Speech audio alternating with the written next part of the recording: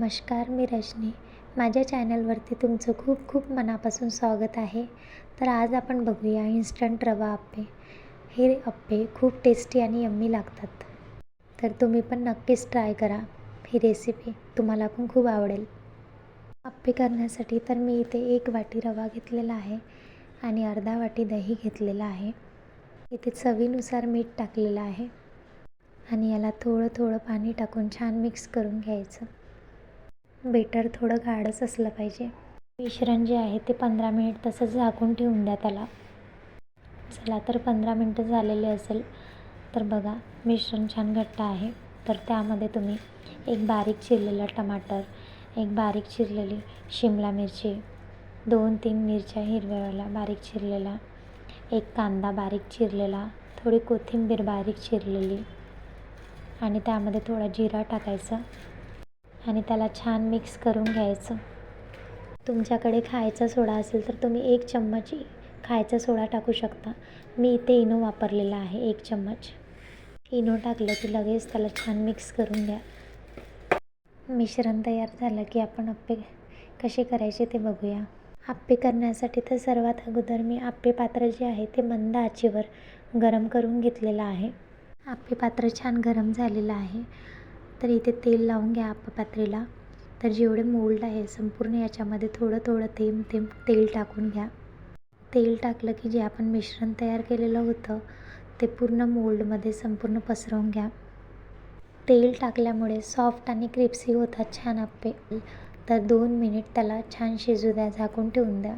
2 minute झाले असेल तर त्याला चम्मचने नाही तर चाकूने त्याला पलटवून घ्या.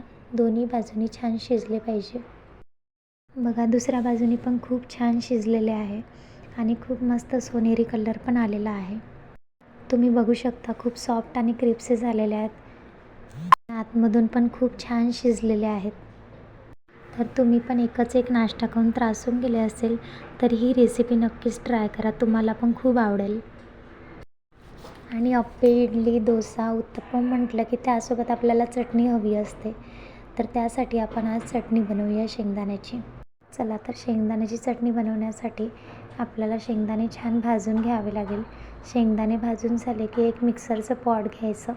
त्यामध्ये आपल्याला भाजलेले शेंगदाणे टाकायचे, थोडा डाळवा टाकायचा, त्यामध्ये थोडं आलं टाकायचं, लसणाच्या 4-5 पाकळ्या टाकायच्या.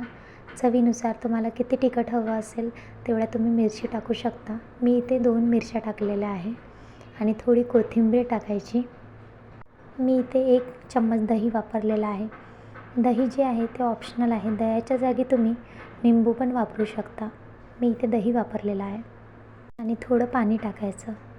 मी इथे अर्धा कप पाणी टाकलेलं आहे आणि चवीनुसार तिथे मीठ टाकायचं आणि याची छान पेस्ट करून घ्यायची.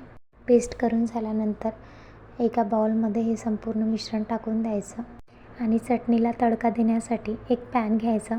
पॅनमध्ये थोडं तेल टाकायचं. तेलामध्ये थोडी मोहरी आणि जिरं टाकायचं.